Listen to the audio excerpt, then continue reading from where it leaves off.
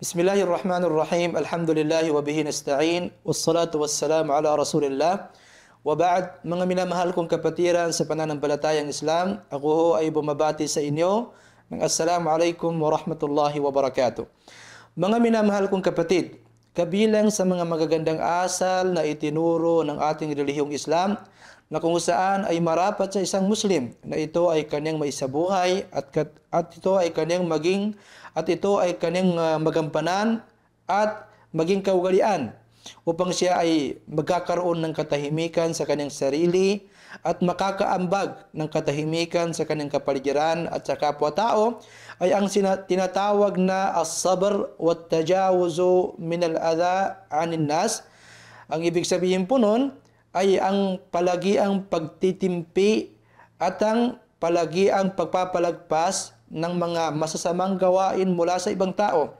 Sapagkat sinabi ng Allah subhanahu wa ta'ala, وَلَمَنْ صَبَرَ وَغَفَرَ إِنَّ ذَلِكَ لَمِنْ عَزْمِ الْأُمُورِ. Ang sino man, sabi ni Allah, ang siyang magtitimpi at magpapatawad, siya ay nakagawa, ang kanyang ginawa ay kabilang sa mga mabibigat at malalaking gawain na kung saan ay kapuri-puri na ginagawa ng isang Muslim.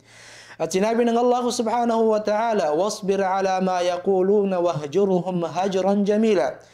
Ikaw ay magtitimpi sa anumang kanilang sinasabi at ikaw ay lumayo sa kanila ng paglayo na mabuti kung saan hindi ka nagpapakita ng pagpupuot, hindi ka nagpapakita ng galit.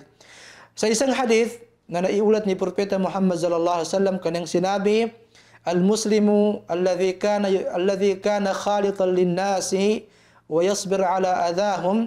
Ang isang Muslim daw, sabi ni Propeta Muhammad sallallahu alaihi wasallam, na kung saan ay nakikisalamuha sa mga tao at ito ay nagtitimpi sa kanilang mga kasamaang nagagawa, khayrun minal muslimi alladhi la yukhalitu an-nasa wa la yasbir ala adahum.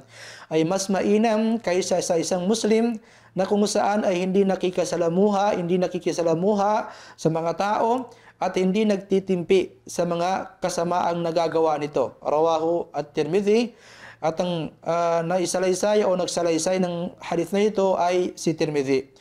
Kabilang sa magagandang asal ay ang tinatawag na at-tajannubu min al-jidal al-kathir. Ang ibig sabihin po nun ay ang paglayo sa maraming pakikipagdalo. Sinabi ni Propeta Muhammad sallallahu alaihi wasallam, Ana za'imun bibaytin fi rabadil jannah liman taraka al-mira.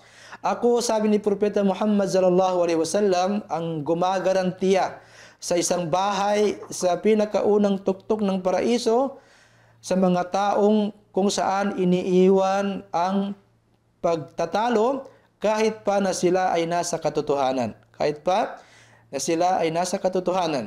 At kabilang sa magagandang asal na mababanggit natin sa mga sandaling ito ay ang tinatawag na tarkul hasad wal kibr. Ibig sabihin, pag-iwan ng kaugalian na kung saan ay mapanira sa kapwa at ang pagmamataas. Sapagkat sinabi ni Propeta Muhammad sallallahu alaihi wasallam, iyakum wal hasad. Inyong layuan ang maging mapanira sa kapwa-tao, sapagkat ang pagiging mapanira sa kapwa-tao, sa kapatid, ay ta'kulul hasanat. Kinakain nito ang mga mabubuting gawain kama ta'kulun narul hatab, sa parang kahalintulad ng pagkain ng isang apoy sa panggatong na kahoy na kung saan ito ay kanyang nauubos. At sinabi ng Allah subhanahu wa ta'ala, tilka ad-darul akhiratu naj'aluha lilladhina la yuriduna 'uluwan fil ardi wala fasada wal 'aqibatu lil muttaqin.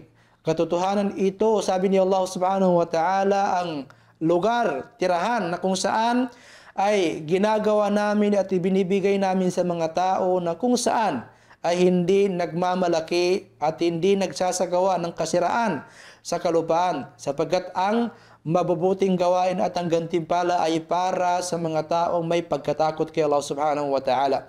Wa hadha wallahu rasul a'lam wa sallallahu sallam ala nabiyyina Muhammad.